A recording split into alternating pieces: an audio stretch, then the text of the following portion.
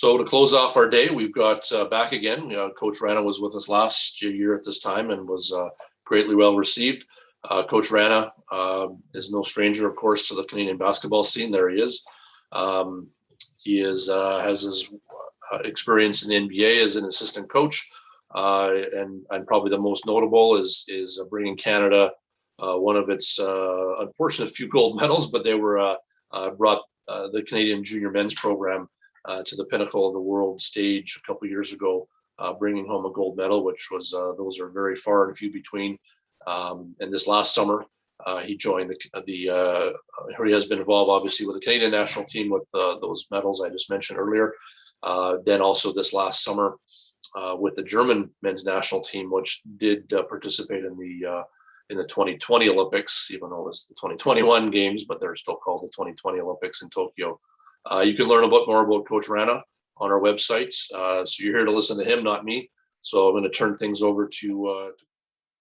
Intention today is to try and do something a little bit different, and I hope that everyone that's listening and that's participating today is kind of aspirational and a little bit of a dreamer. One of the things that I did hear the last time that for Mano's presentation, it seems to me that there's a lot of high school coaches here. Is that correct, Adam? About half of them are high school coaches, yes. Yeah. So, I want everybody to understand I'm a high school coach. That's who I am, and I began my career in the mid 90s in education.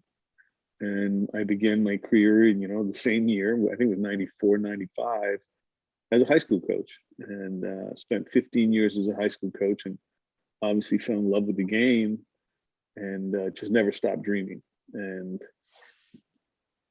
Adam, here you go. Let's hope it works. Okay, so that's it. So share with you, perfect. It's gone. Sure, hopefully you got it. I can. Yeah, so again, I just wanted everybody to kind of understand that I'm hoping that they can put themselves in my shoes for the next little bit and get a chance to kind of understand super, super highly unlikely journey to the 2020 Olympics in Tokyo that were actually in 2021. It's a crazy time in our lives and a crazy time in the world, but beautiful things and special things can happen along the way. And I think many of those things happen when you're with teams. And, we are blessed. We are honored. We are really, really lucky that we get to do what we do and we get to impact young people. In my case now, older people. But the journey is really, as I've always said, is the reward. And this one was a very, very special a special one. So I want to start and then, like I said, Adam, if you get it, you can pop it up, then we can kind of work from there. Again, I have it here. It's just uploading right now on my side. Perfect. So again, for me, I spent 15 years in the high school game in Toronto. And my biggest dream at that point in time was that maybe once I started, actually, my dream really originally was just to win a high school championship. And we did a lot of winning, and I was very, very fortunate. We had a lot of great players. And my dream from there became a little school that I had my eye on in downtown Toronto called Ryerson University. That was, an underachieving program for many, many years. And I just kind of thought, wow, wouldn't it be really cool to coach the university in our city? Like I never even thought that, I'd coach a high school that was any good. And now all of a sudden I'm beginning to dream a little bit about coaching university in the city of Toronto. And sure enough, it happened, and a lot of hard work, obviously, and some luck. But I took over at Ryerson and spent, almost 10 years there and had a historic run there. And it was only as I was beginning that journey, both as a high school coach and then as a university coach, that I started to realize that one of the gifts was I was never saying no to an opportunity. And I'll share that with coaches that are really aspirational. And I know everybody has different environments and different situations. But the key to my success has been a lot of that. Never saying no to an opportunity. And very early on in my career as a high school coach, I got a chance to do some things with Nike. I became, pretty good friends with the sports marketing rep for Nike Canada, a guy named Mark Bain. And Mark asked me if I would take on an event called the Nike Global Challenge, where I could coach some high school kids. And I said yes. And I began that journey with Nike, coaching mostly around North America. But it also started to open my eyes to the next thing and the next opportunity. And to make a long story short, obviously I did a ton of things in age group basketball in Canada as well as a national team coach. But probably the key event in my journey, the key thing that happened was the Nike Hoop Summit, which is a global event, which happens once a year. Had a coach named Rob Beveridge, and Rob Beveridge is now currently in Australia. He's an Australian. And he had coached it for about 6 years. And the playoff schedule in Australia changed, and the job opened up. And when I say the job opened up, it doesn't pay you anything. It's just the opportunity opened up. And Mark and I kind of dreamed and laughed and said, hey, okay, you know what? Why don't we try to see whether or not we can get you to coach this game? And so my name was put forward, and never in my wildest dreams did I ever think that I would get that opportunity, and I did. And again, lots of different things behind the scenes. I was doing a lot of good work. We were winning a lot of games, but it was something very, very special for me. Thank you, Adam. Good. We put some visuals to this journey. I love it. So just tell me when you want to move the screen, and I will.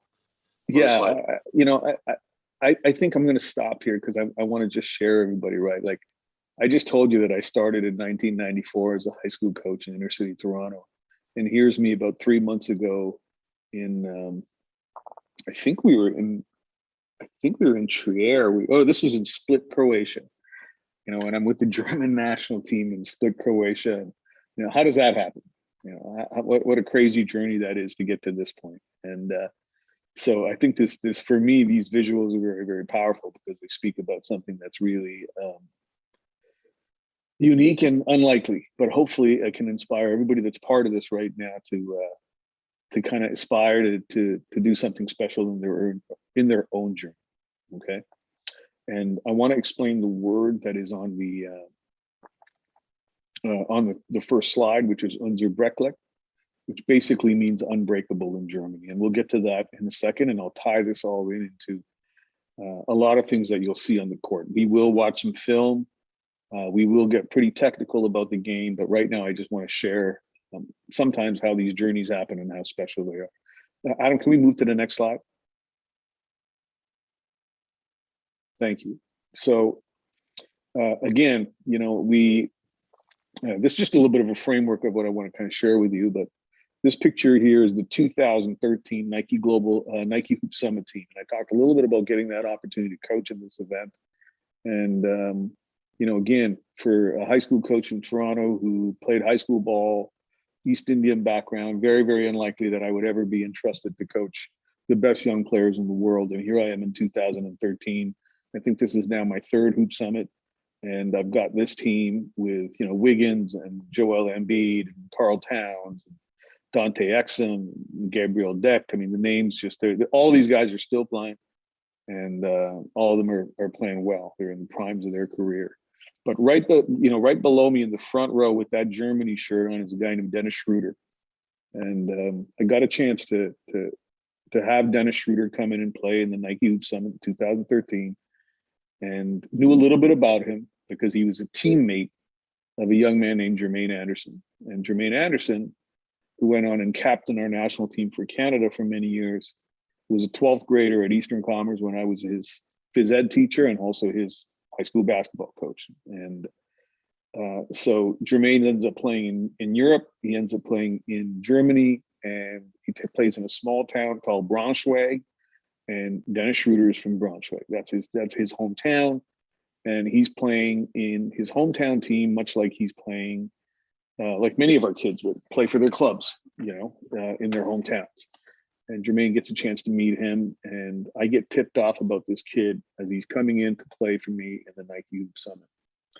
And he came in, and like most of these guys who are from Europe or from Africa, they don't believe they're going to get treated very well. They believe that they're somehow going to be left on the end of the bench, and the bigger name guys are going to play, but they're coming. They're reluctant, but their expectations not very high.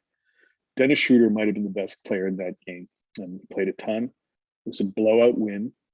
Andrew Wiggins was the MVP of the game. He had a great game as well, but it was a dominant performance. One of the biggest wins, maybe the biggest win by a world team over the Americans in the event's history. And from that day on, Dennis and I became very, very close. We spent a week together. We stayed connected. We stayed in touch. I was part of his draft process in Atlanta.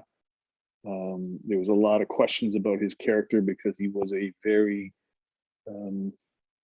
serious kid, a little bit of a chip on his shoulder, but loved that competitive fire to him. So long story short, stay in touch with Dennis Schroeder, and he was in OKC, and now he's moving on to play for the Lakers. And we're talking about national teams. I'd done Canada's national team, obviously been the head coach of the senior team, qualified for the World Cup. And he's like, well, what are you doing? Would you be willing to help out Henrik Rodel and the German national team? I said, oh, yeah, that'd be amazing. A crazy opportunity if it could happen. And Dennis Schroeder introduces me to Henrik Rodel. And Henrik Rodel is the head coach of the German national team. Henrik Rodel played at North Carolina and won a national championship. He's a legend in Germany and just an incredible guy, just a great guy.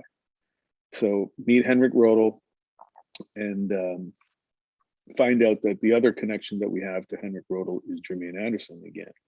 Played for him. Jermaine Buckner, for many of you from out west, also played for him.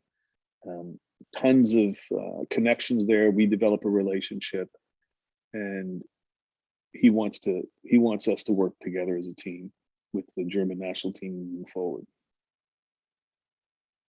That's my in. So again, for me, really, really important. You just never know, coaches, who you're coaching, what they're going to become, But I would tell you, if your intention is to impact people, then you're deeply invested in your players. And many of these players that I have had that are in this photograph with me, I'm still connected to. Spent some time with Dante Exum in Tokyo this summer, and I talked to many of these guys till this day. So, stay connected to your athletes. And it may just be high school kids. Jermaine Anderson was a high school kid for me. Stay in their lives, and not just for yourself, but for them, because I think it's really, really important, right? The coach is a really, really precious place to be. It's an impactful role that we have. Continue to treasure that. And I would say stay in their lives. I want to move from that into, now we've gotten to the point where we're talking about what we're going to do with this German national team. And for me, it was all about listening to the challenges that they had in Germany, and then how could I fit in and help make that situation better? How could I contribute? How could I impact a national team in a country where I don't really speak the language? I know a few of the players, but this is something completely new and different for me. So very early on, one of the things that we talked about was, where they were as a program. And I want to, there's a message in this little story that I think is important for everybody to understand. In the World Cup in China, Germany went into the World Cup in China and felt like they had arrived. They now have 7 NBA players in the NBA. Sorry, 7 players in the NBA. This is a kind of a golden era for German basketball. And this was the tournament. They had dominated World Cup qualifying. They beat Serbia in Belgrade.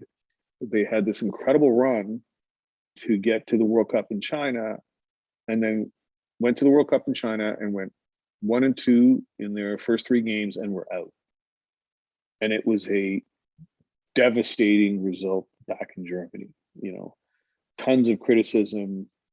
I think Henrik really felt it. Didn't feel like he had the total backing of the federation and to some degree the media. I think there was some challenges, but here we were trying to lead this group that was completely not expected to do anything to try to get to an Olympic bid. And one of the things that we talked about, and one of the things that I shared was, I thought that when they went to the World Cup, and teams will typically do this, is when you feel like you've arrived, you carry the weight of expectation. And instead of carrying the weight of expectation, they needed to carry the opportunity of challenge, right? I mean, regardless of what team you are, it's really the challenge of how far you can go, how great can you be. And for that group, they fell to that kind of trap of expectation and not necessarily the opportunity of challenge. And lost to the Dominican Republic. And again, I think it's really interesting. In North America, we look at Germany in a particular way.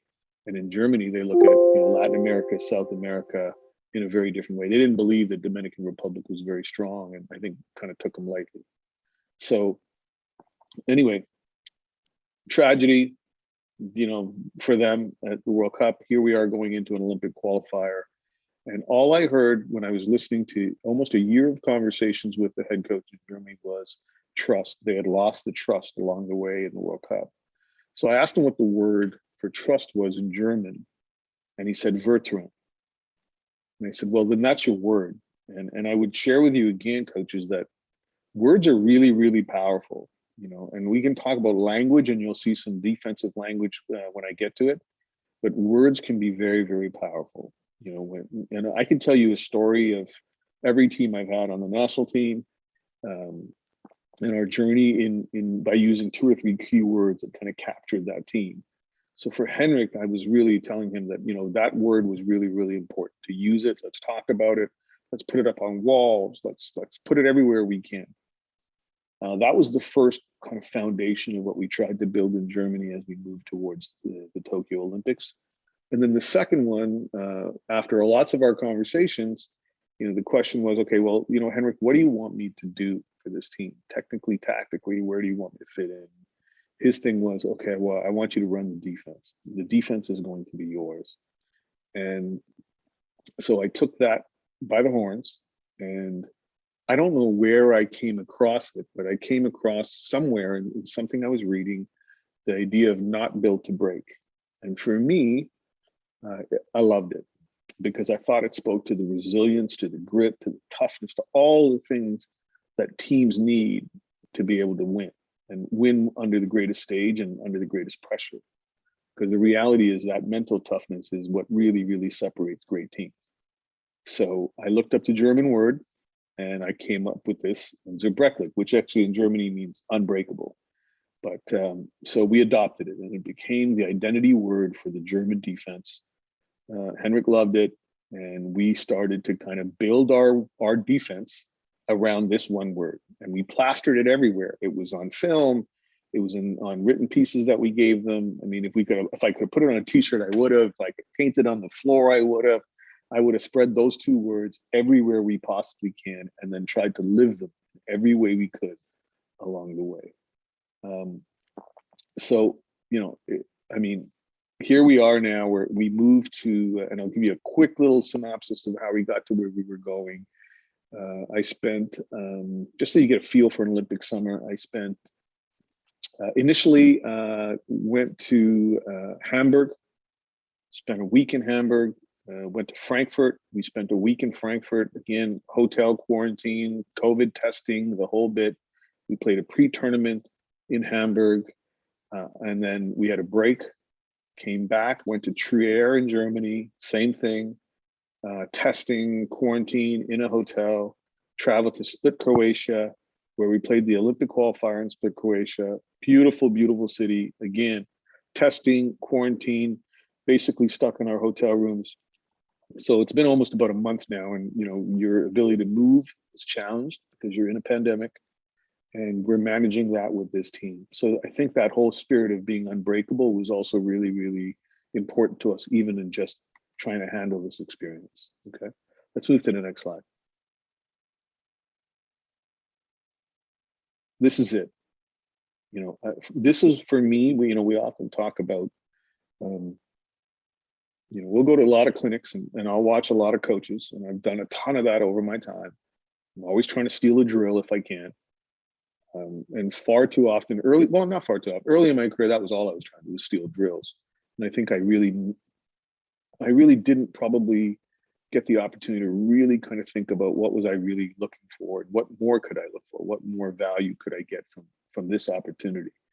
And again, I think identity is critical for all of you coaches, whether you're a house league coach, whether you're a high school coach, whether you're a professional coach. How can you build identity into your teams? And again, I think it's through storytelling, and I think it's through words. And for us, this became our defense, and this was how we defined what we wanted to be in this summer, because we really felt like the only way we had a chance was to be this, was to be tough, mean, nasty, all of those things that people didn't necessarily like. Now, in the end, were we the toughest, meanest? Probably not, but we were professional, we were unselfish, we were well-conditioned, we worked really, really hard, and then we had some streaks. We were tough. I don't know if we were mean or we were nasty, but we tried to get them there. Okay. Next slide, please. So want to bring you now into the defensive part of the game. So again, this is the journey.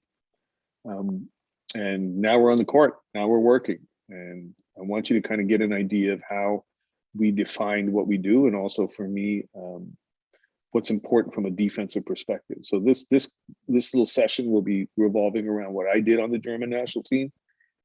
I did have a lot of kind of involvement on the offensive side, but my responsibility was on defense, and that's kind of what I want to share today. So that as you go through, your thought process, maybe it's a way for you to identify what you want to do within your systems. But for us, this was really, really big. So I think, context is important in the summer in basketball, and I would tell you that context is becoming more and more important in all basketball. Preparation time is really becoming valuable and also very, very limited. I don't believe now that teams practice as much as they did when I first started, and for a number of different reasons. One, just sheerly our understanding of recovery and load and what we're doing both mentally and physically to athletes. So regardless of whether you're coaching in a full season, whether you're coaching in the summer in a national team situation, whether you're coaching AAU ball, whether you're coaching, in a tournament. I mean, the reality is that we're much, much more educated now on the impact that has on our athletes, and young athletes, older athletes. It's all the same. I don't believe it's any different. Although, you'll hear that common thing, oh, they're young, they could run forever, they could play 7 games in one day. Don't necessarily believe in that philosophy. So it's really, really important to understand context. Preparation time is dropping. So how do you, build excellence in shorter prep times with lots and lots of clarity? You have to have a clear plan, you have to have a clear identity, but then you have to have a clear plan of what you're going to instill and how you're going to instill it. So for us in the summer, there were 3 foundations. It was our transition defense, it was our paint protection, which is basically our perimeter defense, guarding the dribble, and then our pick and roll defense. And I would challenge most coaches now to think about the last time in any game at any level that they lost the game because a team ran some type of off-ball actions, whether they're pin downs or staggered screens or down screens or back screens, and lost because all night long they just screened them to death off the ball and couldn't handle it and lost the game. Most of the time now, what we're seeing, even at the highest level in the NBA, is it's isolations to create an advantage to get to the rim off the dribble. It's pick and roll, tons and tons and tons of pick and roll, being able to guard that, and then transition. Like the pace of the game, we always hear about pace. Want to play fast? Want to play fast? Want to play fast? And again, I have my own viewpoints on pace, but certainly I think it just means that your transition defense needs to be really, really good. So for us in transition defense, very, very simple. And I'll just give you the terminology. You'll see a drill down the line, and there'll be hopefully lots of time for questions. The first thing in transition defense is to get somebody back and take away the rim. In the transition defense that I've taught for almost a decade, we don't leave the rim once we get there. So it's a little bit different. And I think a lot of coaches will teach that 3-on-2 in defensive transition, and first pass, the guy at the rim, the bottom player or girl will sprint out and close out, and then the top player will drop. Well, we don't do that. We keep the rim at the rim, and the ball with the ball. So, you know, that first pass, if there's nobody around, you're following it. Walling is a very big NBA concept. So if you think about Russell Westbrook coming downhill full speed in transition, Giannis, you know, some of these guys are just LeBron, they're unbelievable. The only way to stop them is to build a wall, show multiple bodies, and try and take away their vision, or even take away that thought that they might be able to get into a seam and get to the rim. So you really got to shrink in transition on a great paint attacker in transition, wall it up, and make sure that that person doesn't feel like they can get through. And if they do, maybe they're going to pick up a charge, or, you know, it's a tough coverage, but something that, you know, against great attacking guards or attacking players, it's probably your only chance. Or else if it's one-on-one, they're going to the rim and they're going to score, or they're going to get fast. And the next is the first pass out. Paint protection. Again, for us, very, very clear. You know, I think there's a lot of teams now that are talking about squaring up and you know, and not necessarily having a way to send the ball. For us, it was really, really simple. We were a no middle team, but anything in the middle third of the court, in between the two free throw lines, if we were to extend that and go all the way down the court, we call that the middle third of the floor. Everything in the middle third was to the weak hand. So it was very, very clear in isolations that that's where we were sending the ball. So pretty simple paint protection rules. And then pick and roll defense, a little bit more complex. I'll get into some details of that, and again, be able to answer some questions. But I believe now in this day and age, especially at the highest level, and it may be something that's useful for you even at whatever level you are, you have to have two coverages. And one is an attack coverage. So whether you're going to hedge it, whether you're going to blitz it or trap it, and then a protect coverage. Now you're in, you know, your regular drop coverage. If you're going to do that, you could go under. That could be considered a protect coverage. But you got to have some attack coverages and protect coverages in your toolbox when it comes to pick and roll defense. And those are the three foundations that we started the defense with. Adam, next slide. So I want to stop here for a second, Adam, because I know I've been talking for a bit, and just open it up to any questions, any curiosities, anything about the story, anything about the defense that anybody may want to kind of dig into right now. So coaches use the Q&A feature. It may take a moment for people to start typing, Roy. So no maybe problem. You want to just keep talking, but just throw in the Q&A, coaches. I can keep talking because I touched upon this a little bit earlier. You know, as we're building this out, you know, I think it's also really, really important for coaches to understand what the challenge of their environment is. It could be their league schedule. It could be their travel. It could be their access to facilities. It could be a parent who can't drive, and all of a sudden now, you know, how are you going to get the kids there? I mean, I've been through all of that. You know, it could be many, many different things. For us, on our march to Tokyo, these were our challenges. Short preparation time, travel, which was grueling and dangerous and nerve-wracking. We landed at the airport in Tokyo, and it took us 5 hours to get out of the airport. I think we were tested 3 times. We lined up, and it was a science fiction movie. It really was. It was bizarre, but we got through it. You know, so for us, as a team, there were so many challenges, and many of them I touched upon.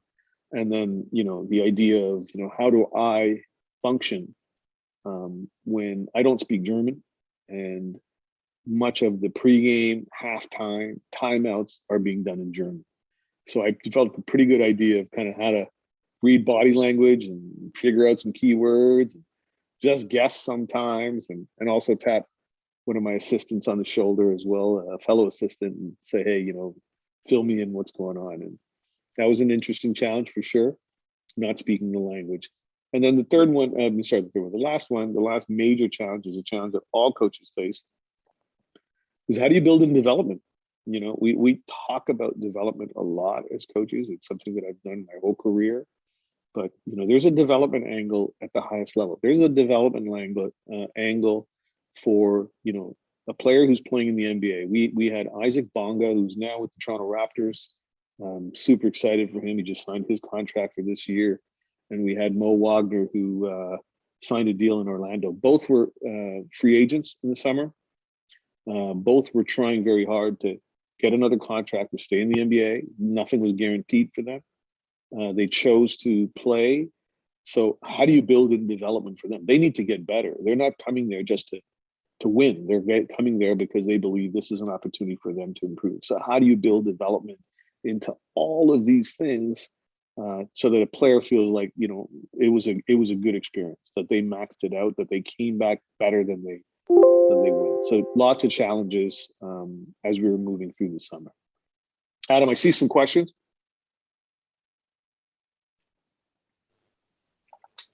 Okay, from Coach Roxanne, for the middle third, did you say force the offense according to the scout?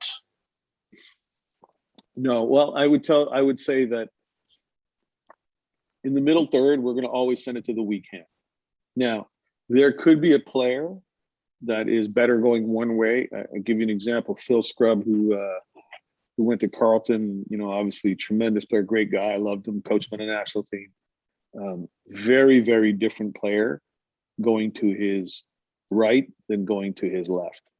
In fact, much, much better going to his left, even though he's a right-handed player. He's one of those guys that if you sent him right, he wasn't comfortable. And if you sent him left, he was very comfortable. So some of it could be to the scout, but I would tell you that, you know, that's an adjustment. That's not a foundation of what you do. The foundation of for us, what we did was really, really force it to the weekend.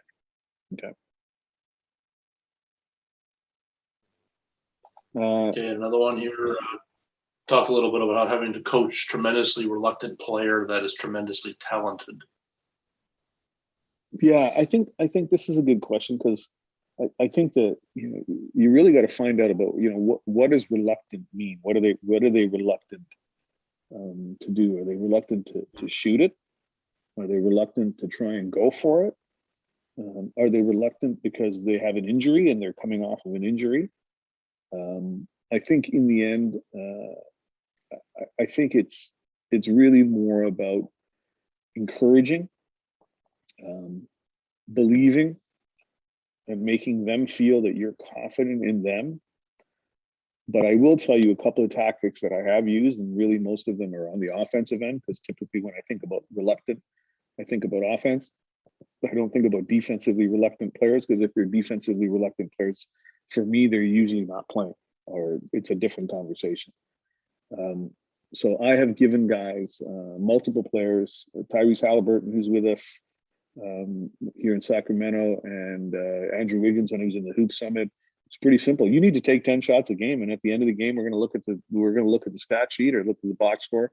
And if you hadn't taken 10 shots, then we're going to have a conversation about it, because, you know, you can't go out there on the floor and not be willing to try and carry the load or to be aggressive. So I would tell you that that's one way you can do it if it's an offensive situation. If it's a health situation, that's much, much more complicated. And I think you have to trust the player. We have a young man named Modo Low who plays, he's in Alba in Berlin now. You know, he had some great games for us in Tokyo,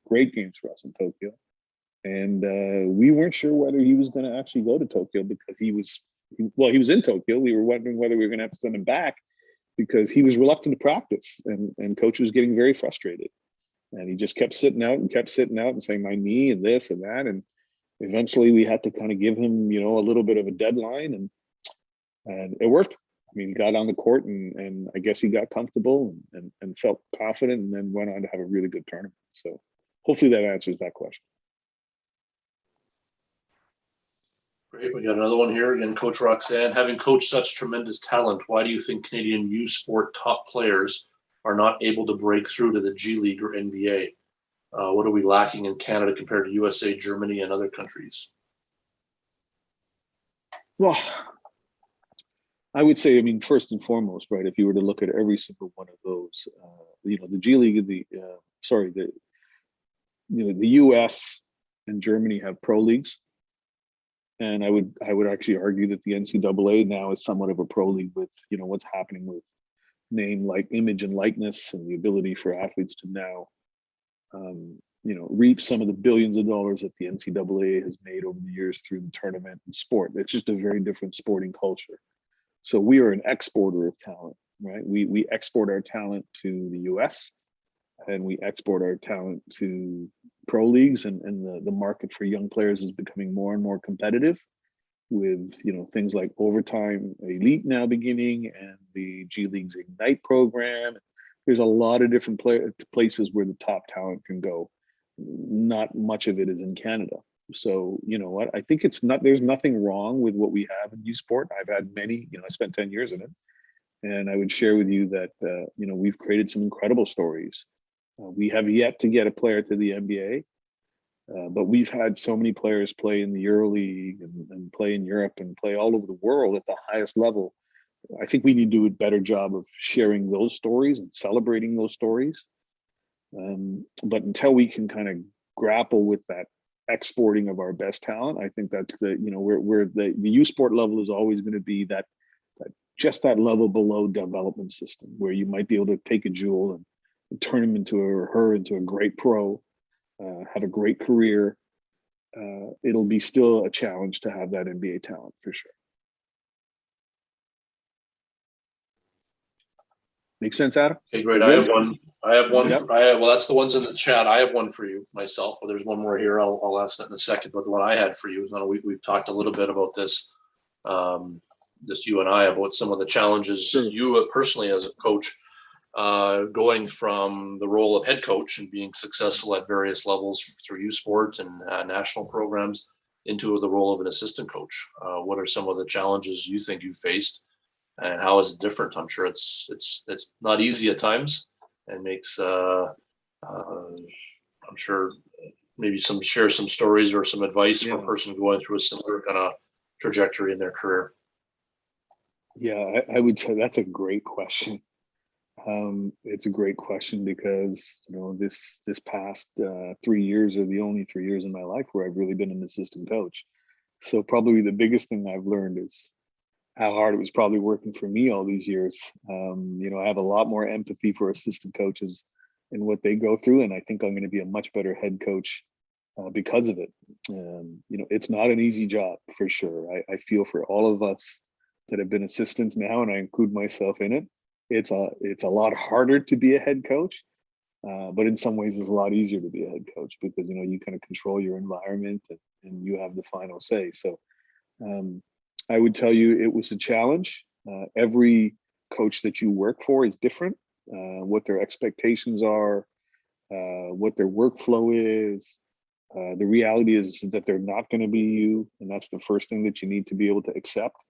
And then again, I would use the word empathy. Like, the one thing that has helped me as an assistant is that, I've been there after a tough loss. I've been there when there's dysfunction on a team. I've been there when a player is not, acting the right way. I've been there when a ref has blown call after call after call, and you want to run on the court and attack. Like you just have been through all. So I can kind of share in the stress and the pain and all of those things. So I think that was helpful for me to have that head coaching experience. But certainly, I would tell you, everyone here, that conflict is part of coaching. Conflict is part of teams. And, when you put your hand in and you talk, and you say family on three, well, there's lots of conflict in families, some more than others. Everybody handles it differently. But conflict is not a bad thing. It's just a reality of what we do. And sometimes those conflicts happen between coaches and players. Sometimes those conflicts happen between coaches and coaches. Now, is it healthy? Is it handled in a professional way? I think the more and more that as professionals, as coaches, and I know that in our country, I'm talking to many high school coaches here, we're still professionals. We may not be professionals in the way we get paid, but we certainly can be professional in our approach. And I think that if we have that mindset, that I think that, you can be very, very good as an assistant and help prepare yourself for what you're going to expect from your assistants when you become a head coach. And I have a lot of my assistants now, as I'm getting up in age, that are head coaches now, and they're starting to realize, and I get a lot of calls about, hey, what would you have done in this situation? I'm having this issue. So I think that community of coaches, that ability to support each other is really, really important. And hopefully it kind of gives you some insight, Adam, onto my experience. It wasn't easy. There was challenges. There were disagreements. I mean, we did things that I didn't like, but we did them. You know, I mean, it's not my call. Whereas if I was the head coach, we wouldn't have done them. So, you know, but you put 100% behind it, and you're in it because you want to win, and you want this team to do as well as it can, and you want your players to play great. And I don't think that changes whether you're a head coach or an assistant.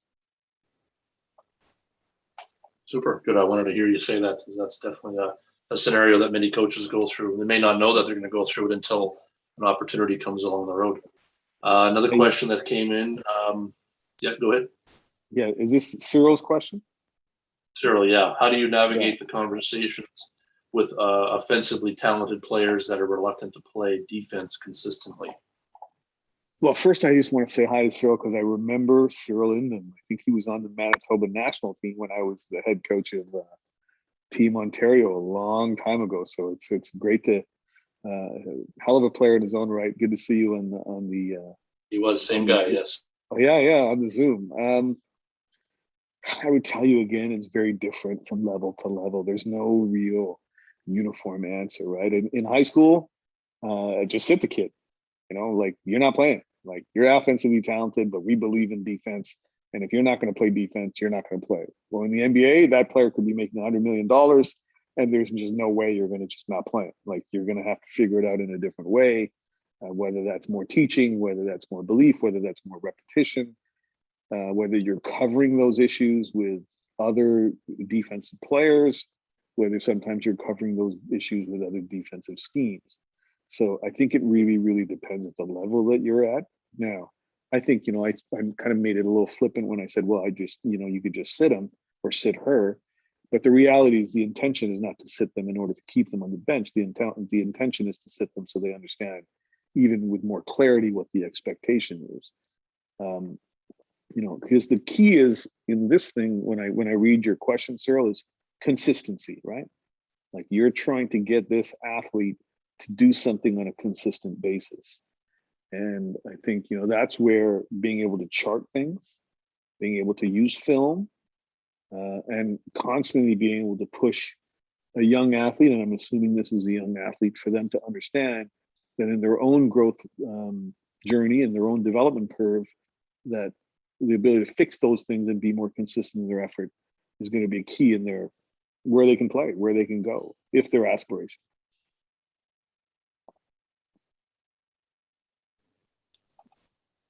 Great. Okay, that's our questions we have so far. Coaches, load them up with other ones. So so let me keep moving, and I'll just keep loading up questions. I'll stop every 2 or 3 slides, because I want to try and get this in if I can, and I have a little bit of film, so we'll just keep rolling with it and go from there. But I just want you to understand. So, like, again, right, I'm just trying to give you a window into my experience, and how I prepared for it, and what I went through, and what that felt like, and how I got there, all that stuff. I'm really just trying to share the experience with all of you, so that hopefully one day, when you're in a situation where you have a similar experience, and hopefully it's going to the Olympics with the national team, or maybe it's going to Canada Summer Games with the provincial team, or going to the Peach Jam, or whatever that is. Let's go to the next slide. This is basically what I presented the head coach of Germany with. Okay, so I broke it down into strengths and weaknesses. Very, very simple. We knew that we had a long team. We had a lot of size. We were going to be, we could rebound because we were big, and we had some really strong posts. We had a EuroLeague post in Johannes Voigtmann, who's in CSKA Moscow, one of the better players in Europe. We had a guy named Danilo Bartel, who's at Fenerbahce in Turkey, again, one of the best teams in Europe in the EuroLeague. And then we had a young Mo Wagner, who's now in Orlando, and had played in a couple of places in the NBA beforehand. So we had 3 really, really solid big guys that were 6'11", 6'10", 6'11", felt really good about our post position. Our weaknesses was without Schroeder, because he was in a contract situation, could not play. Without Dennis, we lacked speed, we lacked quickness. And I put toughness there, the question mark. This is something that I gave to the head coach before we started. I questioned that, because everything that I'd heard was that toughness was an issue in the World Cup in China, and we wanted to be a tougher unit. So just an idea of kind of like, how do we maximize? Let's have those conversations. I talked a little bit about the foundations with you already. And then this is just language, okay? This is kind of very high level language. So you can get a chance to see what a very basic defensive plan could look like. If you blow it up a little bit more, Adam, I'll just kind of quickly, talk a little bit about that blocks section of it. Perfect, good. So again, PNR, pick and roll. So we would weak it, send it to the weekend. A blue is a shock, a quick shock and recover because we want to keep the matchup. A red is a switch on any under. So typically, offensively, especially in Europe, but we should be teaching this to our kids as well, is if a player goes under, there's a lot of things you can do on an under, but typically what will happen at the highest level is the big will turn and rescreen it. So we switched every rescreen. We just made it very, very clear. Even if it wasn't necessarily the best coverage, it was clear. There was no confusion. So I think that's really, really important. Sometimes we all want to do what's best and scout-based and this and that, but the reality is clarity is far more important than execution in some cases, okay? And then it's supposed to say a black, it says back, which is a hard hedge, and those are things that you see at the highest level, again, internationally, that you may not see in the NBA. Not a lot of hedging in the NBA, although I wouldn't be surprised if it starts to make a little bit of a comeback. A DHO is basically a dribble handoff. We would whip it, which is you choose. So you're going to get to the point of that handoff, and then you're going to choose whether to go over it, which would be war over it, be really physical, or to gap it, get through. So whip it is option. And then, based on the player, we might want to gap it because he's a great penetrator, and we may want to war it because he's a great shooter. So if you're playing against JJ Redick and there's a DHO happening, like there's just no way you can gap it because it's a clean three and scary as hell because he's going to make more than he misses. Okay. Post ups, blocks or doubles, clamps are when you front, you come from the weak side. Blues are doubling from the nail, and then X-Man is basically a double that you designate on the floor, whoever that person is. Because you realize that he's playing a non-shooter or she's playing a non-shooter. We're just going to come off of that. So those are just a few of them, and as you look through this list, if there's questions, certainly willing to kind of answer them. But my intention for this was not to really necessarily talk about all of this, but to just show you the kind of planning that goes into a very short competition in the summer in a national team situation. Okay. So I had basically the foundations, the blocks, the staple drills. I had probably 6 or 7 drills that we were going to use, and that was it. We weren't making up drills that we were going to use every day. I knew the drills beforehand. We were going to go in, and it's Groundhog Day. We're going to do Maverick. We're going to do 5-man shell. We're going to do 4-man shell. We're going to go diamond shell. We're going to do flat Indy. We're going to do this. And the players knew it. And again, language is very important. They should know the language, or they should know the name of the drill, so that you just call, okay, guys, we're going to go around the horn. Bang, they get themselves set up. The assistants can help us, and I'm one of them, so we're helping get the group set up, and then we get into the drill. So there's a real clear understanding from drill to drill what's going on. Clarity, again, really, really important. Next slide, Adam. Perfect. Again, we talked about transition defense a little bit, and I think it's really, really important. I explained to you about the whole kind of rim, ball, wall, next concept. The other thing that's really, really important is get back responsibility. So we often talk about transition defense, but we don't necessarily frame it in the context of offensive rebounding rules. So for us, very, very simple. You're either a go-get or you're a get-back.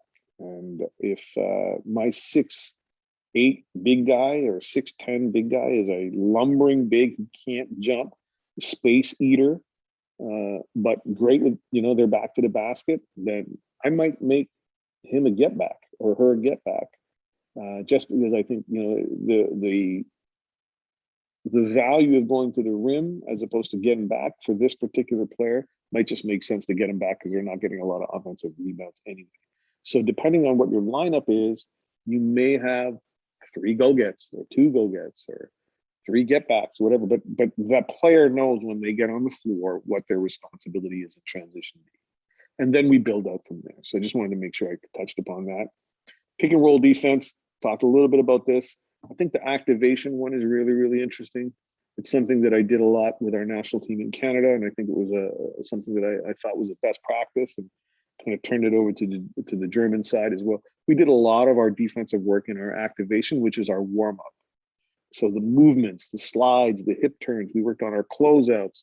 We worked on off-ball screening action. We would have 10 minutes of warm up. We'd dose in 3 minutes of a little on-air drill. It was never live. There's no contact. It was just movement. Help them get warm. So there's an opportunity there in warm up to get better.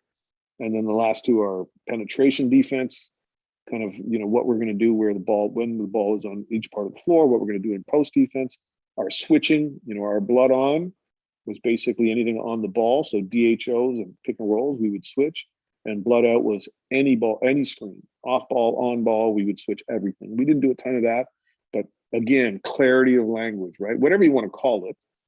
If you're yelling it out in the middle of a game before a defensive possession, or you're talking about it in the huddle as you go out of a timeout or start the next quarter, do they understand what it is? Or do you have to say, no, you could just say, hey, we're going to switch everything on ball, we're going to switch everything off ball. But I just think sometimes giving them something that's kind of unique can really help them remember, because it's a lot of players that forget coming out of timeouts.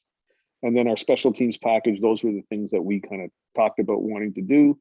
And so that's all of that was put into a very short, maybe, I don't know, over the course of the summer, we might have had 12 to 15 practices. So all of that was put into those 12 to 15 practices in different ways. Questions? Yeah, there's a couple that have come in. From David, if you have limited time to prepare for a tournament, how can you be as efficient as possible with practice? Hopefully there's some things here that I think you can see that might help. One, again, right, the use of your warm-up time. What are you doing in your warm-up time in order to use that 10 minutes where the movement prep that happens before you practice resembles what you're going to see in a game? And are you able to use the language that you would use in a game or in a practice in your warm-up? That's really, really important. I think, by the time I was done at Ryerson, we did very, very little breakdown drills. We did a ton of 5-on-5. And whether that was with dummy defense or whether that was live, we tried to make it as game-like as we could. We did some breakdown drills, 3-on-3, but we did very little, and some 1-on-1. We did very little 2-on-2. We did a little bit of 4-on-4, but really the most part was to try and get to 5-on-5 as much as we could. Because again, we were trying to manage the energy, right? You really want to make sure that you're not necessarily taxing them by doing a bunch of, 3-on-3 drills and, all kinds of other little small drills. And then when you get to, the time to practice 5-on-5, now you're just adding to their, to draining their energy system.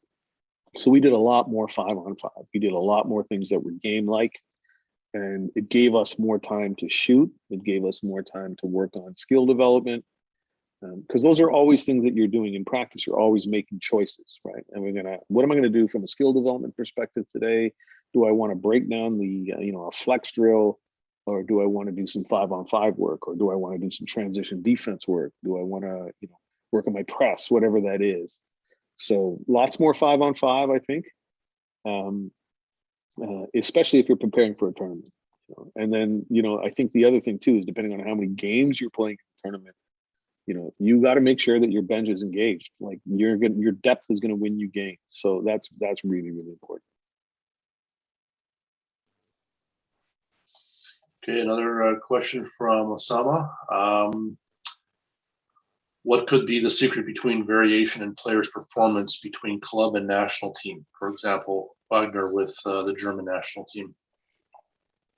Well, I think it's, everywhere you go, your role is different, and I think the opportunity is really what is presented to a player, and it's how do they make the most of that opportunity. Mo Wagner, for the most part, wherever he's been in the NBA, he's been a bench player, spot player. Some places a guy didn't play much. And all of a sudden he comes to the national team in the summer. And I don't think, we thought that he was going to be as impactful. I mean, our 2 EuroLeague bigs are very, very good players, but he took advantage of that opportunity. He did a great job in practice. And then in our biggest game in Split Croatia, when we played Brazil, we played a 5-out system with our bigs up top, typically called delay in the NBA.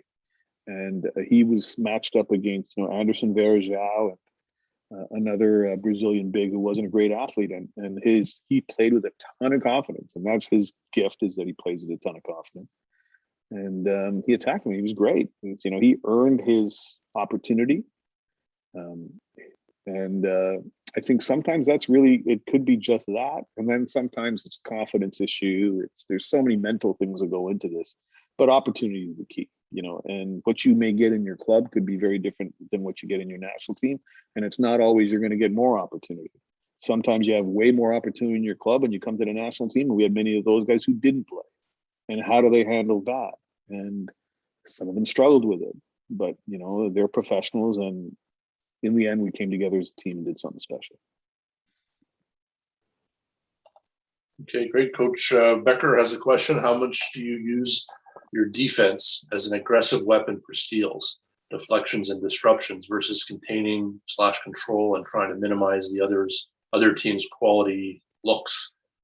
Does that ratio change the higher the level of play you coach at? Yeah, I think this is a personal preference, but I would tell you that I have become, as a coach, much more on the whole kind of protect side than the attack side in your base on-ball defense, right? I mean, in the past, you had a lot of we're going to deny to force a deep catch, or we're going to deny to get a steal, get your hand in the passing lanes, all those things.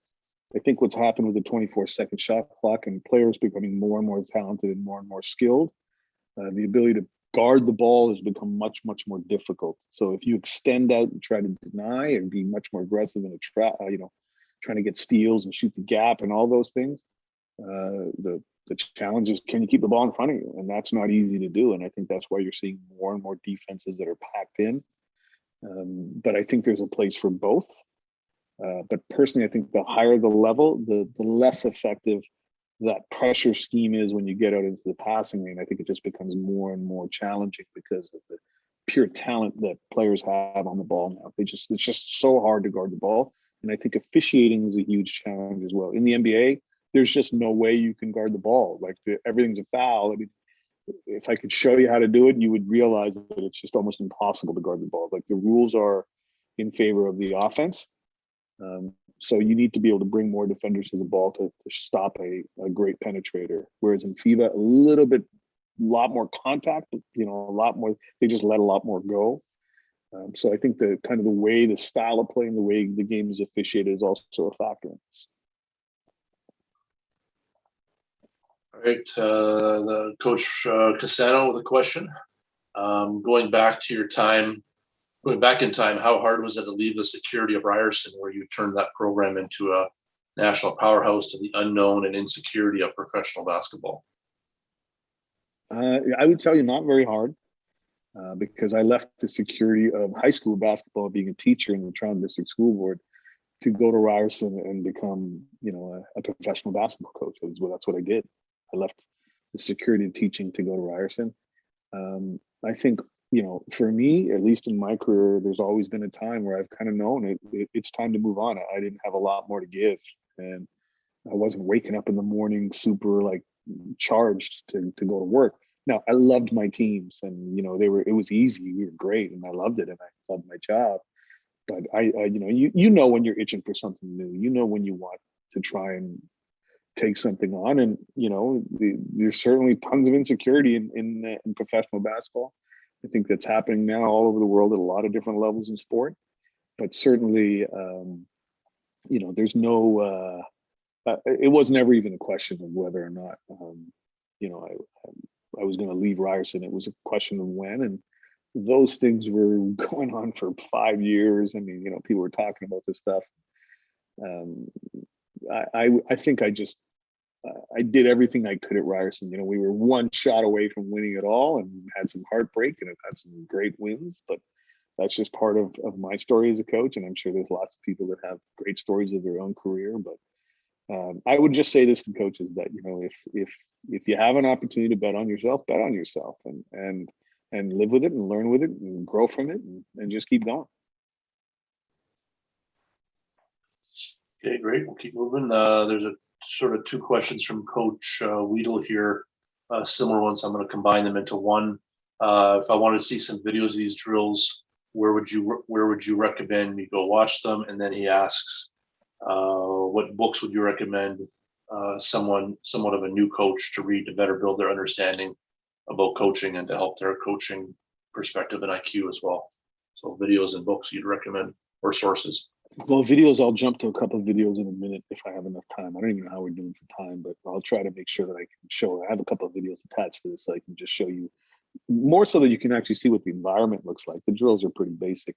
Books, to be honest with you, I don't know. Like my fascination for books has changed. But, you know, The Miracle of St. Anthony is a great story. I loved it. I think books are really more for me now about the mental side.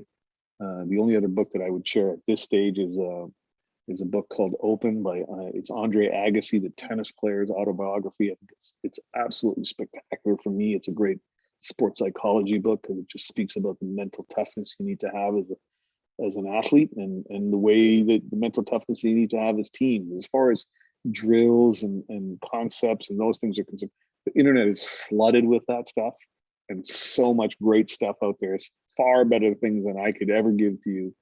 I think your curiosity can lead you down that path. But certainly I think where the greatest growth for coaches is in that kind of, you know, art of coaching, that whole mental side, relationships, connection. And I know Mano talked a little bit about that.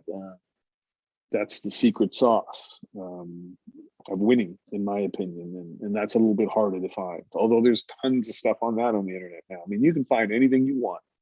Really, you just gotta, you know, how hard are you willing to look?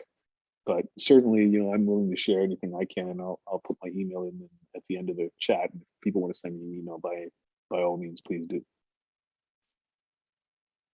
Okay, you know what? Let's do this. I'm just looking at these questions. Oh, okay. These are some interesting. These are like. Okay, so let me go through. How much time do we have, Adam? Oh, we've still got probably 20 minutes. Oh, okay, good. Take, but you're the last, so there's nobody following us. So okay, good. So you know what? Let's do this. Let's move to the next slide, and I'll talk through a couple of things, and then I'll go back and I'll answer Roxanne, James. There's like 3 questions I think that are still, or there's 2 questions that I think we can still kind of address. Okay, so. Can you play that? The problem is, are these videos embedded videos? Yeah, because they didn't come there. They came through as a thumbnail to me. Oh, so unfortunately, I can't play something here. You can speak over it. You can see I will. Again, right? Probably the thing that's probably coolest about this is, you know, often you think about the Olympics, right? And how sexy it'll be and how amazing it'll, you know, look, and it's you know. Well, this is a little bit of a window behind the scenes in the Olympics. This is the practice facility. This is where we practiced. And they built out into this kind of open, I don't know what it was, some conference center, or I have no idea what it was, but they put 2 courts in, and then they behind that little kind of fiberglass walls, there was a change room. It was very, very Spartan. It was the probably the most impressive thing about the facility is the Olympic logos that are on the basket. And so just a window into what that looks like. You know, this is our Maverick drill. It's a pretty simple drill in transition defense. Coach Allen, who's one of our assistants, would roll the ball to a player, and the person that's on the black player, whoever that person is he rolled it to, the guy standing in front of him has got to go touch the baseline. And it creates a numbers advantage, right? So now you're going 5-on-4. You could send 2 to the line. You can go 5-on-3, and then really on the way back, what we were trying to really trying to stress was this whole kind of rim ball wall next concept. And there's a couple of clips of it being done really, really well. Where we really struggled as a team in transition defense is we weren't great at picking up the ball early enough in transition. And I would tell you that that's a challenge, especially at the higher levels. That's what typically everybody just runs back, and then your pickup point on the ball is very, very low. You're just letting the guy drive into a walk-up three, or maybe even deeper sometimes. So again, send two to the line, send one to the line, everybody goes. There's some other things that you can do. Often, we say that when a point guard drives, or when a guard drives, it changes your offensive rebounding responsibilities. And we would never send three to the glass on a guard penetration, because now there's four at the glass and only one back. And what we'll find, I had a guard at Ryerson, Jamal Jones, love him. I'd say probably 80% of the time that he drove, he ended up on the ground. Just like Anthony Davis. I saw somebody said that recently, that he's just always like on the ground. That's Anthony Davis, always on the ground, which means you're going to have a numbers advantage the other way down the floor. So on any guard drive, we would only send our 4 and 5 to the glass, and everybody else would get back. So just a point that you can maybe take to your team on a penetration. So that's our Maverick drill. Let's go back to the questions, and I'll move on because I don't have the video. So I'll move on and I'll talk about what we're doing with the drills. Sure, we'll ask, here's two from Roxanne. First question, can you speak a little about those concepts, the movement from a defensive closeout being less about chopping your steps, staying low, etc., and moving towards just running at the shooter, especially when bringing players together from many different basketball backgrounds? Yeah, there's been a lot of I was a big choppy step guy. That's what we were all taught, chop your steps. It sounds great and it looks great. And you believe that that's the best thing because that's what you've been told for many, many years. And now we know that that's actually not the case at all. That a closeout doesn't necessarily involve that type of movement, that type of footwork. And I'm not sure what the right one is. Just get there as fast as you can, whatever way the most comfortable way of your body works. Staying low, I think, is certainly helpful. But even that is becoming somewhat debatable in the performance space amongst movement specialists, amongst strength coaches, amongst people that are kind of have expertise in this area, that low is not necessarily best either. So again, I don't know. So that the more and more it becomes vague to me, the more and more is just get there as fast as you can, and make sure that your ability to anticipate may be more important than your ability to technically execute a particular movement, because you have to be able to anticipate a shot, anticipate a drive, or anticipate a pass, which all require certain mental skills that are going to be involved, right? Do I got to get off the floor to contest? Do I get my arms out as quickly as I can to deflect? Or do I got to stay down and stay balanced to be able to cut off a penetration? Those are really hard things to do in recovery, or a closeout. So I think that that's probably the way I would look at it. So I wouldn't overteach it. I would just try to get each and every player to understand their body as best as they can, so that they're able to do those three things. And then 1 foot takeoffs compared to 2 foot takeoffs. Again, I don't think there's any right or wrong. I mean, I think every player is a little different. There are certain, situations where 1 foot takeoffs can be better, especially if you want to try and finish quickly before the help comes or before the shot blocker gets into the, into the environment. A 2 foot take up, maybe you want more power, more balance. But I don't have a particular thought that one's better than another. I think it's great to be able to do both. Okay, question from Coach Ramazan. What types of adjustments to defensive principles have you made in the middle of the season based on team performance, i.e. have you ever changed philosophies mid-season? Yeah, this is a great one. And, I had a conversation with the coach about this maybe a week ago, 10 days ago, about thinking about maybe changing some stuff because we're in the preseason right now. And my comment to him was, well, you might want to think about doing it now because you may not want to do it at Christmas the way we did it, because, I have done this and I did it early on in my career at Ryerson. And I did it because, I just wasn't really I was really nervous and afraid of what I was, what we were defensively. And what I would constantly do when I was at Ryerson is, we have this long break for exams. So, basically the month of December, you're off. And often you can't do a lot with your athletes because they're on exams. The last thing you want to do is take up their time. You want to create as healthy an environment as you can where they can study. You want them moving. You want, because we know that, movement is very, very important for your mind. But at the same time, you don't want to have to put any type of added stress and pressure on them. So in the month of December, I would always travel, and I went to the U.S. multiple times and watched multiple coaches work. So that month for me was kind of a personal development, professional development month. And for that particular year, I came back and changed some things up. And it was the only time I ever did it, and I never did after that. And so I would tell you that, that's pretty radical to be able to change a defensive system. If you can add some things at the break, if you can tweak some things, if there's some things that you don't like, I think there's an opportunity to certainly throw some things out. If you're doubling from a certain area, maybe it's not working.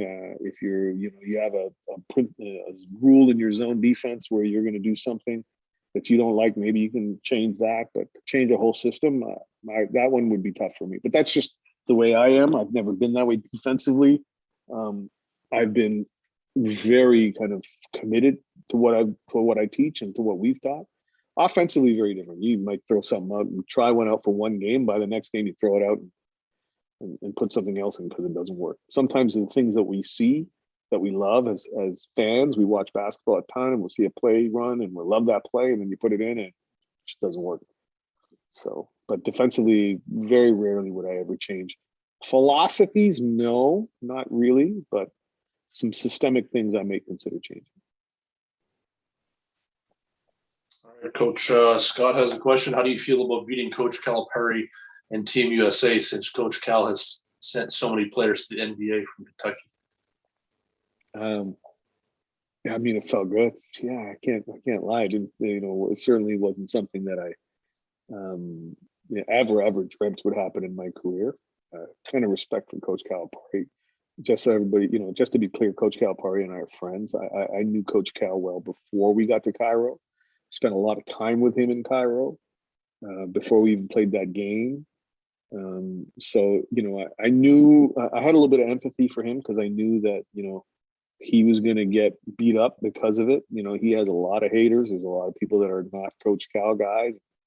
There's a lot of people that are not Coach K guys. When you're that successful, you have a lot of people that don't want to see you succeed. And I knew that he was going to have a hard time in the media, and he was going to have a hard time, with some parents, just all of that kind of stuff. So I felt for him a little bit, but that was a very, very special win. And not because he sent so many players to the NBA, just, it was the USA, it was the World Championship. We were in a semifinal game. If we won, we got a chance to play for gold, and Canada had never won a gold, and we got a chance to move on and play for that. So it was sweet in a number of different ways.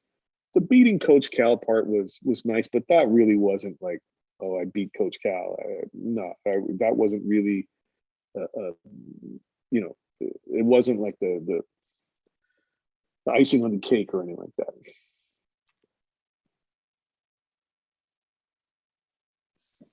We're good? Okay, so we're caught up in the questions right now. So if you want to... Okay, let's quickly, I'll do like a couple more slides of just pictures and stuff, and then we'll go from there. So again, here we are in Trier, Germany.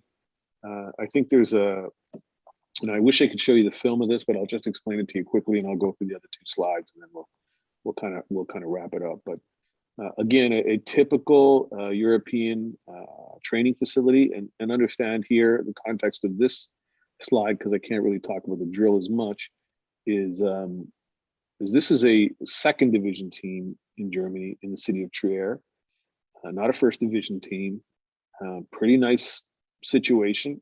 There is a Canadian playing in Trier. His name is Brody Clark, went to University of Alberta, and this is his home court. So we spent about 8 days here in Trier prepping before we went to Split, Croatia. It was the time when all of Europe was flooded and Germany was flooding heavily, and this town was in the kind of thick of it. So we went through a massive flood as well on top of everything else. But just to talk about the drill, can you just bring it down a little bit so I can see the top title there? Just slide it over to the right. Slide the picture over to the right. Yeah, perfect. So this was basically a pick and roll drill. In the NBA, sometimes it's called multitasking, because you're doing a bunch of different things in one drill. So we would start the drill, on the right side of the floor, a side pick and roll. We would push it, which means we're forcing it to the baseline, the drop coverage, basically ice, whatever you want to call it. The big would pop. We would throw it to the big, and then the big would dribble back to the guard who came off the pick and roll into DHO. We would gap it or war it. And then we basically continued into another ball screen where we glued it, which was a shock and recover. And then we ended that side of the floor with an off ball screen where we basically either trailed it or went up the gap, which is a whip. We optioned it. So we would do 4 coverages on one side of the floor, and then we would reverse it to the next side and do 4 coverages on the other side of the floor. And then the next group comes in. So that was kind of the way we again, the question was asked, how would you prepare with short time for a tournament? A lot of these types of drills where you're doing multiple things. Your language is very, very clear. They flow very quickly. As you can see on the clock there right now, there's like 3 minutes on the clock. This was like a 3-minute drill. I think he probably started with 4 minutes so I could talk him through it.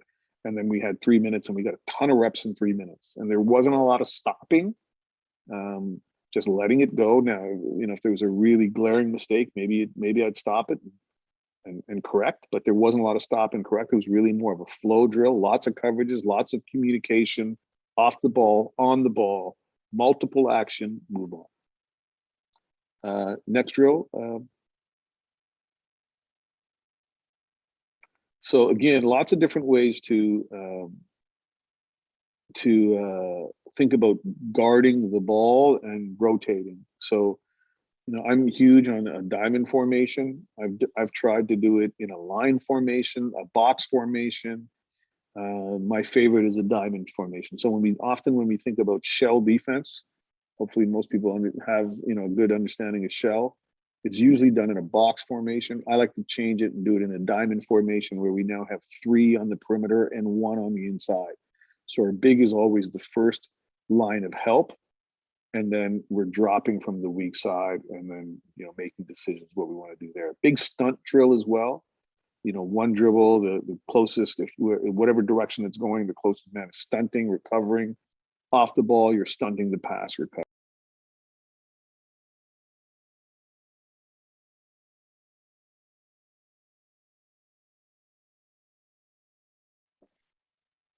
Next one, Adam. And then again, same thing out of the diamond. For us, we would basically played it the same, and then we made some adjustments as we went during the tournament. But basically, we were a dig team. So off the entry, if that ball is thrown into the post, we would dig so that the guy guarding the ball would, on the dribble, would dig until the big would pick it up and then close back out. So we were kind of digging to disrupt, make that post player uncomfortable. A lot more post play internationally, especially in Europe, than there is in the NBA. So this was an important part of our defense, being able to really kind of understand how we wanted to guard the post. So we did that. And then we also, on the left block, we would force it to the baseline and then come from the bottom in order to try and somewhat double it, really, because we wanted to kind of force that player into weakness. If you were to chart the number of post scores, and you see it all the time, watch an NBA game, watch a college game, I'd say probably 70%, maybe even more, are guys going to their left shoulder and scoring with their right hand. So if you can take away that left shoulder right hand for a right-handed player, I think their efficiency goes down considerably. And that's what we tried to do in the German team, and we did a little bit of that in Sacramento as well.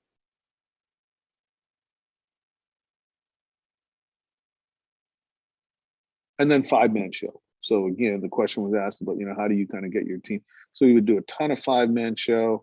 We started with the 4. We would do a lot of principles out of that. And then we would just go with 5, get it around the horn, penetrate, throw it in the post, lots of different kind of options. And again, right, maybe 3, 4, 5 minutes of 5-man show, get them going, not necessarily live. we would just, just flip it. So if White was on offense, and then we'd just throw it back to me, and they would flip it, and I'd throw it right back in, and we'd float again. And trying to make sure that there's as much continuity, intensity, energy in the drill, so that guys aren't standing around. Like, what you want to do, I think, for many years, one of the things that fellow coaches would always say, oh, he gets his guys to play really hard, and they play harder. He gets them to play hard, and I knew that for a lot of us, sometimes when coaches say that, it's really like a backhanded shot as well. He doesn't really know what he's teaching, so he's getting them to play really hard, right? They play really hard, that's why they win. It's not like they really understand the nuances of the game, or technically they're not as sound. And I would tell you now, after 25 years, if you can get your guys to play hard, or your girls to play hard, really hard, it's far more important than all that other stuff. That's the art, right? How competitive, how intense of an environment can you create on a consistent basis in practice, and will it carry over into games? Because if you can do that, you're going to win a lot of games. And you could be the best teacher in the world, and you can have a great understanding and language and technique and how to close out, choppy feet, no choppy feet, long stride, short, whatever that is. If you're able to take your teams to another level from an intensity and a competitive standpoint, you're going to win a lot of games. That's what this team did. We were super hardworking and gritty during the qualifying process. Unfortunately, we didn't hold it in the Olympics. Let's just go to the next slide, and then I'm just going to talk a little bit about kind of that journey. Again, I talked a little bit about getting there to Tokyo, and we had a phenomenal win against Brazil in Split, Croatia to qualify for the Olympics. It was my scout. Obviously, I was in charge of the defense. I had coached against Brazil a number of times when I was the head coach in Canada, and their head coach is a legendary European, Drazen Petrovic's brother. But they had a certain thing that they did that I thought was a weakness. They ran great stuff. He just ran beautiful offense, but much of it ended up getting you a great shot late in the shot clock, because they just had all this great little false action, and it was beautiful to watch. And that was our whole focus, was just be great in the last 6 seconds of the shot clock. You're going to have to defend in the last 6 seconds of the shot clock. This is where we're going to have to be unbreakable. Our switches are going to have to be great, or communication, or rotation. Everything has to be great for that last 6 seconds of the shot clock. And we were great that day. And we beat them, and we ended up going to Tokyo. It was a great celebration. When we got to Tokyo, we had a lot of slippage. We weren't the same defensive team. We had become a little bit more of an offensive-minded team. We wanted to score more. We wanted to run. We wanted to play faster. And unfortunately, it wasn't the same. And that happens, and unfortunately, in small tournaments, you don't have necessarily a lot of time to correct it. Whereas over the course of the season, you have more time. You're going to go through your dips, and you're going to go through your highs. But typically in summers, you might do that through a tournament. But again, the Olympics, very, very short tournament, right? Not a lot of teams, not a lot of games. And, so there's not an opportunity to kind of dig your way out of it once you start to play a particular way.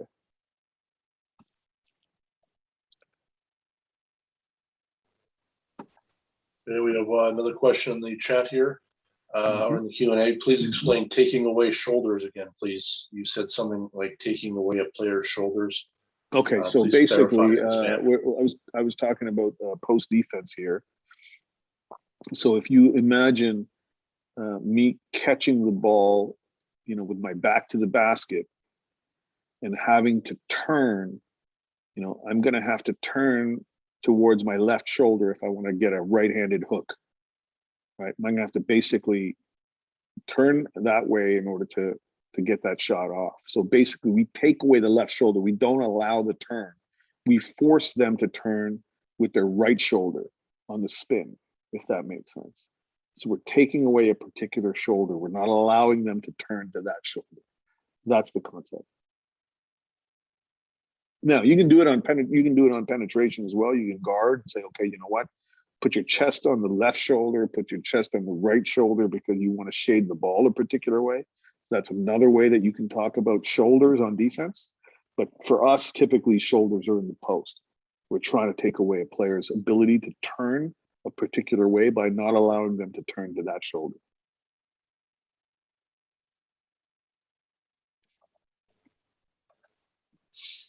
Okay, well, I think we're all caught up on questions here. Double checking. Yeah, I think that's what we've got. So what we'll do is we'll do some movie magic and drop in when you're speaking over those clips. We'll get the video playing and add it to the video that we'll put out. So it'll have a bit more context to what we're speaking of. No, that's okay. We'll make it work. So it's all good. No, this is great. I think we're reaching the end of our window of time here, Coach. So this is a lot of great insight. Your journey has been tremendous, and as Canadians, fellow Canadians, definitely very proud of where you are and where you continue to go with your career. A lot of fans back home. Yeah, I just want to share this, Adam. Charging and seeing what you're doing. I just want to share this with the coaches because I think it's important for them to hear it. Again, I started this conversation with everyone by talking about being a high school coach, and I'm a high school coach who's managed to kind of allow his curiosity to get him to this place, which is pretty incredible. But I will say that I've been around the world now. I have worked with coaches from around the world. I've coached against coaches from around the world. I've watched coaches work around the world. I've done clinics around the world. We have some of the best coaches in the world in Canada. And I'm talking about grassroots coaches. I'm talking about high school coaches. I think we need to be really, really proud of the job that we're doing. There's no accident we have 18, 22, whatever the real number is of players in the NBA. There's no accident that our women are now fourth in the world. Much of that is obviously, the bulk of that is our athletes. We have to give them credit, but that doesn't happen without great coaching. And I think it's really, really important for us to be really proud of that and push ourselves to try and be as good as we can globally, not just in our country.